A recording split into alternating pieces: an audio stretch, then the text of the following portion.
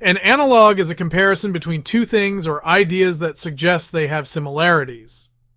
In literature, a literary work that shares motifs, characters, or events with another, but is not directly derived from it. Analog horror is a subgenre of the horror genre.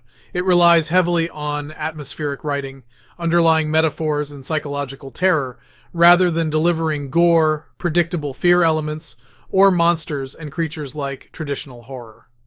Writing analog horror can be a stimulating and intriguing experience. Here are some tips to craft better stories in this genre. Tap into psychological fear. Human psychology is complex and intriguing.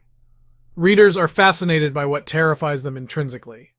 When creating analog horror, channel the character's deepest fears, anxieties, and phobias, and don't shy away from representing the darker aspects of human behavior. Create an appealing atmosphere. An essential component of analog horror is the eerie, suspenseful atmosphere that you create in your writing. Balance your description and dialogues carefully to evoke a tangible sense of unease in your readers.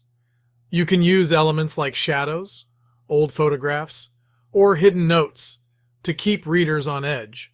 Stay subtle. Unlike traditional horror that uses explicit gore and violence, analog horror thrives on obscurity and ambiguity. You hint towards the terror rather than revealing it. You are dealing with psychological haunting that could be interpreted differently by different readers. Use metaphors and allusions. Metaphors and allusions are the backbone of analog horror. Make sure the analogies you use create distinctive symbolism and paste a stark contrast to your horror-filled situations. Use metaphors to increase the intensity of the scene without being literal about the nature of horror. Craft strong but troubled characters. Characters are crucial in horror narratives. They characterize the fear. In analog horror, give your characters emotional depth. Create emotionally struggling protagonists and antagonists with personal demons, having been affected by past traumatic events. However, with an analog horror, you can run through a vast AEI-wide cast A of characters at a rapid pace depending on your need.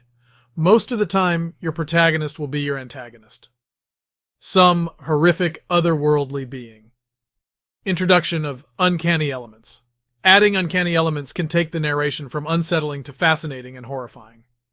An item, a place, or a memory can become the linchpin of disturbingly familiar and acts of terror in an analog horror story. Remember, your goal is to scare the soul out of your readers or viewers. Don't go for conventional horror literary devices. Avoid traditional horror cliches. Don't hurry to reveal your terrors. Instead, technique suspense and ambiguity. Also, be sure to create your own special kind of monster or supernatural entity, but don't make it an easily confronted physical danger. Use imagery and sensory descriptions. The imagery in your story should stimulate all the reader's senses. Describe sounds, sights, tastes, touch, and smells around your character with precision. This loads the narrative with a more disturbing effect. If you are inclined to make a video series, for instance, on YouTube, use older technology or have it glitch out. Crude, low budget, should be the look of your horror. You want it to look like someone filmed it themselves. Do not forget mystery. Creating an effective mystery, like an ARG for your community to solve, is the kind of thing that will keep your readers coming back for more. If you can hook them with a mystery, you got them. Remember, the fear in analog horror is in the reader's mind, and use meticulous planning, skillful writing, and emotional control to weave it into the core of your storyline. Create an unsettling aesthetic, subtly hint at issues, and let the reader's imagination do the rest.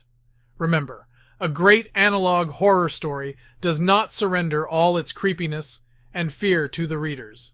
It leaves room for their own interpretation, forever keeping them on edge.